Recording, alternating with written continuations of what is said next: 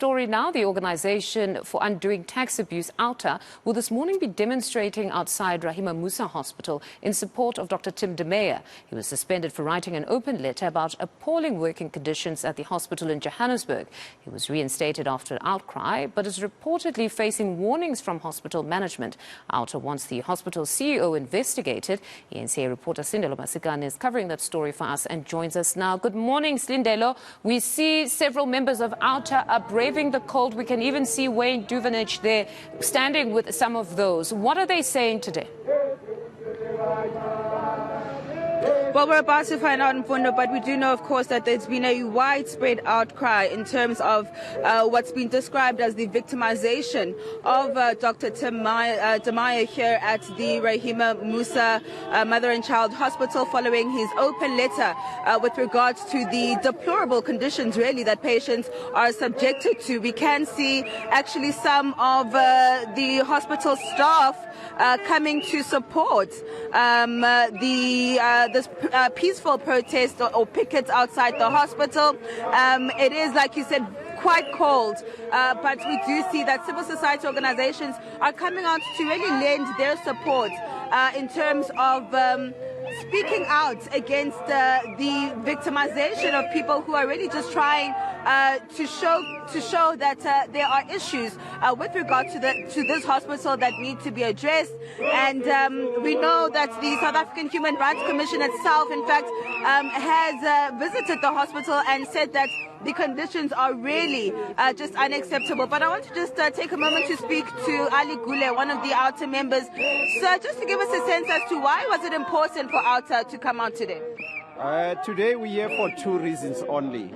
To support Dr. Tim de Meyer, who have been suspended and reinstated. And secondly, we are starting a campaign that the CEO of the hospital must be investigated about her behavior and conduct regarding this story.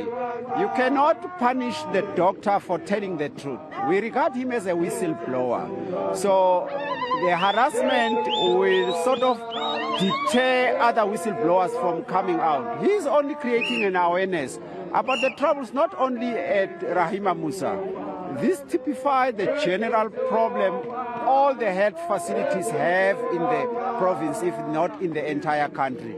Therefore, the harassment that is subjected to, that he must apologize and be issued with a written warning, we think that is meant to intimidate other whistleblowers. Yeah. All right, Mfundo, I want to now maybe bring in Mr. Wayne Duvenage as well. How are you doing this morning, sir?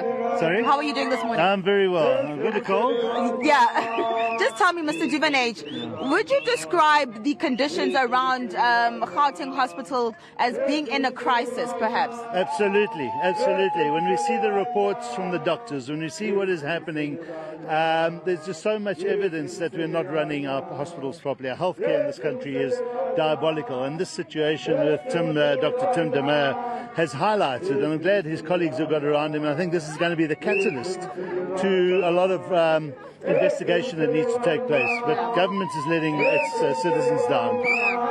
What kind of action really needs to take place now moving forward following what Dr. Tim de Meyer penned in his open letter?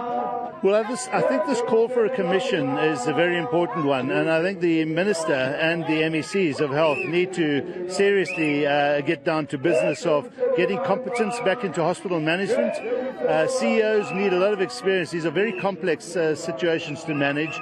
We really need the right people to manage our hospitals and to listen to our doctors, to listen to our nurses, to listen to our patients, and to take these matters seriously, because we cannot have this death and destruction of lives that is happening every single day, not only at hospitals, at clinics as well. Thank you so much. Thank you. All right, that is Mr. Wayne Duvenage as well as Outa's Ali Gule. As you can see, they are going to be out here for most of the morning, Fundo, just to bring awareness and of course, bring support. But as you've heard, they want accountability.